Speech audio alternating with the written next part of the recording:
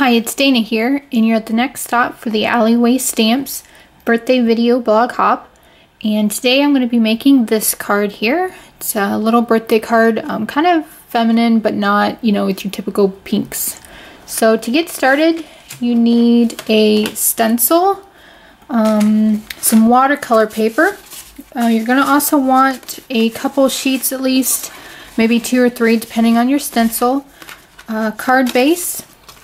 I'm going to be using some distress inks. So I'm going to use Faded Jeans, Peeled Paint, and Dusty Concord. I'm also going to be using the matching distress markers for those same colors, including Black Soot. For ink, we're going to be needing some VersaFine and some Memento Luxe, the Tuxedo Black. For stamps, we're going to be using the Alleyway Stamps Wish Big, and the new one that just came out, Flyby, and another new one, Crossing Lines. So, alright, so to get started, you're going to need your watercolor paper and your stencils. So I kind of came up with this idea with using stencil, another way to use your stencils. And I kind of have tried it a couple ways, so I'm going to first show you how I do it and then kind of give you my tips for which stencils work better than others. So this particular stencils, I think it's Heidi Swap. It's kind of this geometric kind of pattern. So all I do is just place it on my mat, and I don't worry about, actually washi taping it down or anything, but you could if you wanted to. But basically I just take my distress inks and I kind of just put the ink kind of all over across the stencil, kind of just randomly wherever you want it. And I'm just going to do this with all 3 colors. Let's do the blue next. You just want to get as much of the ink as you can onto your stencil.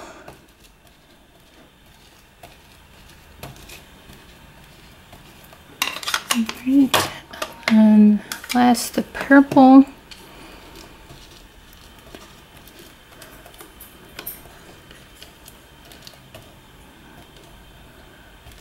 Alright, that should be good.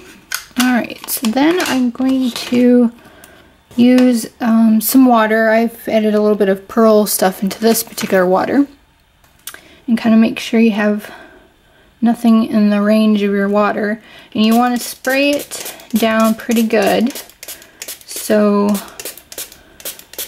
you've got lots of ink kind of to spread around.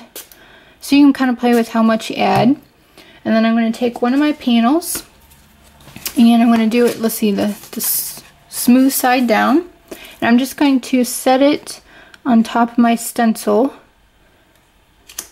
and hold it in there. And it's going to be really easy to kind of move it around, and you don't want to do that. You can. So you just kind of press your paper into the stencil. It doesn't have to be perfect or anything, and then you just carefully pull it up. And of course it doesn't look very good to begin with, but you're going to want to set that aside, and once it dries you can kind of start seeing the pattern of your stencil in your background. And this is going to be our card base, this pattern. But I also like that, like, off to the sides there's still ink, so I don't like to waste anything. So I use another one and I just kind of soak up the ink on each side. And what's nice is it doesn't have to be perfect or pretty or anything, because I can probably use it somehow in some kind of pattern, It looks kind of cool. So I'll just set that one to dry too. So now I'm just going to clean this up. So I cleaned up my mat, and so you can tell that this is a pretty easy little technique and another way to use your stencils. So I actually experimented a bit with this on some other stencils, and I kind of found that the most easier one is to have kind of like stencils with medium openings. Like this one's a pretty good one. It's a little bit more open than, actual stencil. This is the card that I made with it. You can see the background kind of has that kind of little pattern there. Another one that worked pretty good was this card.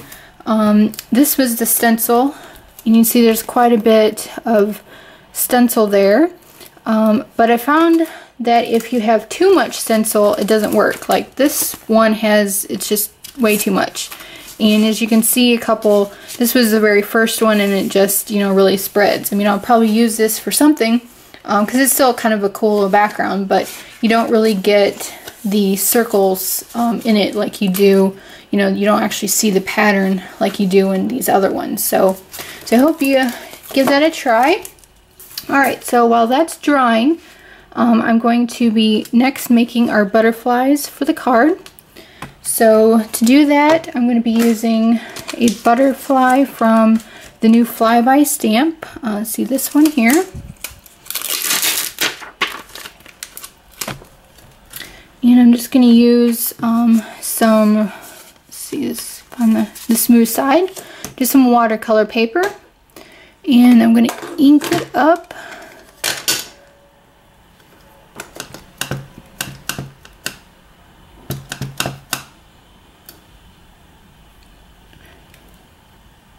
And I'm just going to stamp it a couple times. And I actually have 3 on my card, but I have some already, but I want to show you how I colored these. Let's clean that off.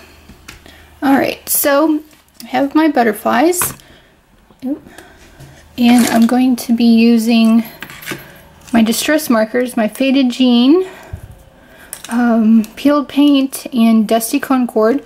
So the same colors that I used for my background. And I'm going to be using the brush tip end of each color.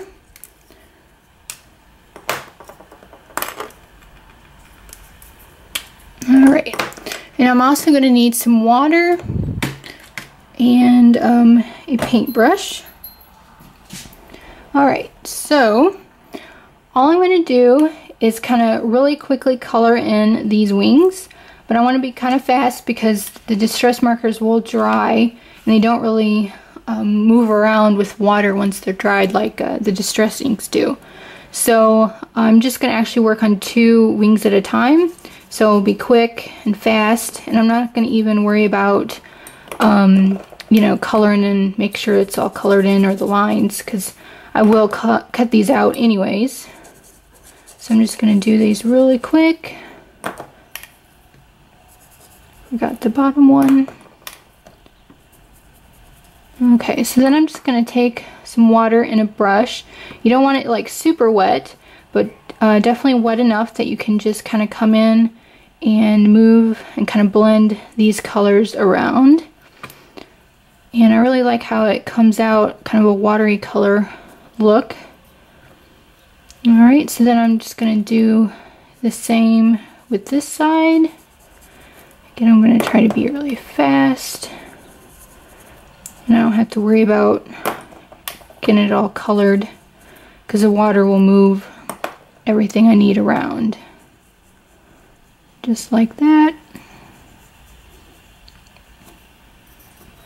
Alright, and you can see it's really easy. Now here's one that I've already done and they've dried and I've cut them out. So you can see they kind of dry really cute, kind of watercolory. So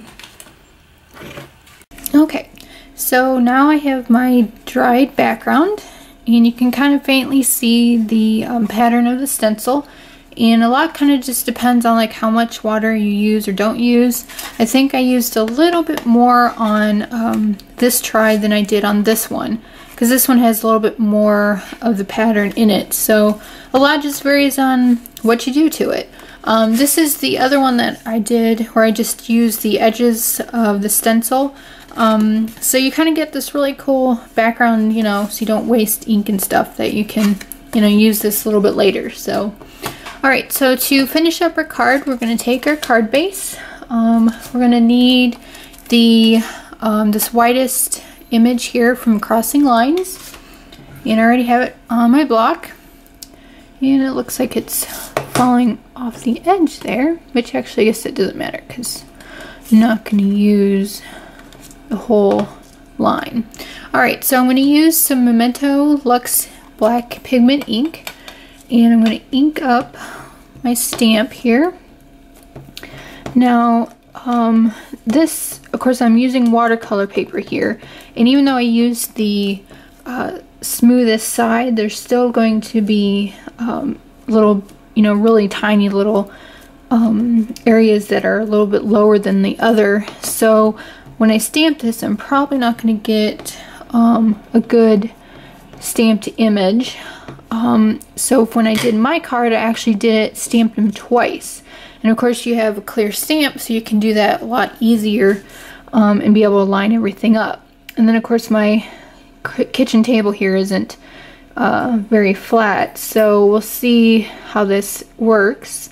When I figured out my lines where I wanted to put them, I just used my mat to kind of find, let's see, I think probably like a couple lines here and then there, but I'm going to cheat and use my card that I already made. But you just kind of can eyeball it with your mat to get everything straight, because that's pretty much what I did.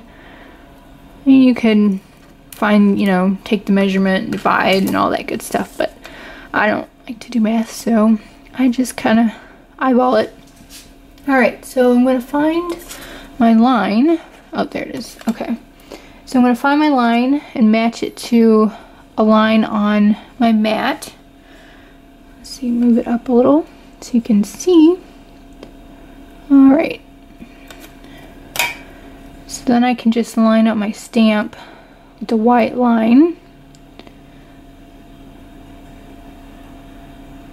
And let it go. Alright, and I'm going to really press it since I've got the textured watercolor, even though it's a smooth side. And we'll see how this turns out.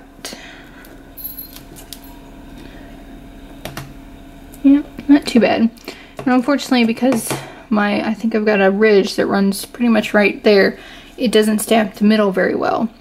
So I'm going to go off and do this on my craft table where I know I have a total flat surface. However, if you have this problem, like even on your craft table, you can kind of maybe get smaller pieces that are like that. When that happens for me, and you can only do this with pigment ink. But what I do is I take like a solid, either the stamp I'm using if it's solid, or another solid stamp, and I basically just come in with this tip, and I'm not coming down straight, I'm actually coming at an angle, because I want just the very tip of that ink to actually get stamped onto it like that. So I can continue to do that and kind of fill it in, and then I'm going to go, you want to do it, stamp it one more time to kind of smooth out those little areas that you would stamp in. So that's kind of a trick to use if you have any problems where you can't, you know, you miss maybe a little bit just the very center. So I'm gonna go stamp this all again on my craft table where I can do a much better job. So hang on a second. Okay, so I went and stamped my lines, and the next thing that I did was just take my black soot distress marker, and I just kind of colored in these edges here where the stripe is, just so it would kind of look a little bit more finished on each edge. Kind of doing the same thing you do when you do paper piecing, and kind of do the marker around your edges. So that's good. Alright, so the next I'm going to add my butterflies that I made, and I just backed them with some foam dots, and I just kind of put them off to the one side and just kind of change the direction of each one, so you can kind of really just put them wherever you like. So I just kind of put them in a row.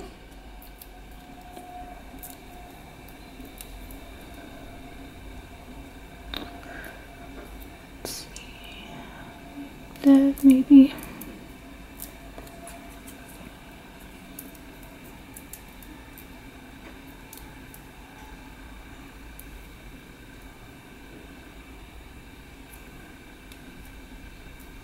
Okay, and then next I'm going to add my sentiment, which is from the Wish Big set, this Happy Birthday. And I'm going to ink it up with my Tuxedo Black pigment ink. Make sure it's all nice and inked. Alright, and then I'm just going to add it between these two lines. That's kind of where I liked it. I kept going back and forth, but I kind of just was drawn towards the this line here, so I'm just going to ink it up and stamp it and press firmly into all those little teeny crevices. Here we go. Alright, and then to finish it off, I just used some rhinestones, and let's see, peel off a couple of them.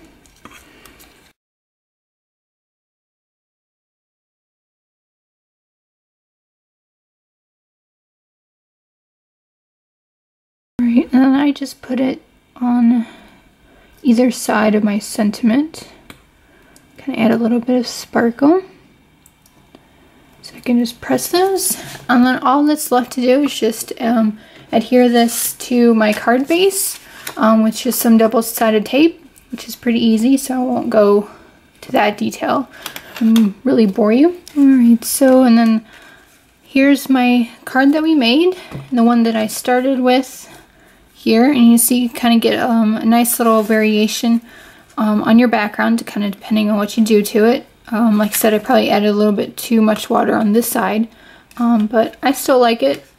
So I hope you give that a try with inking up your stencils and kind of using that as almost like a stamp in itself. So your next stop in the hop is just click away. Thanks.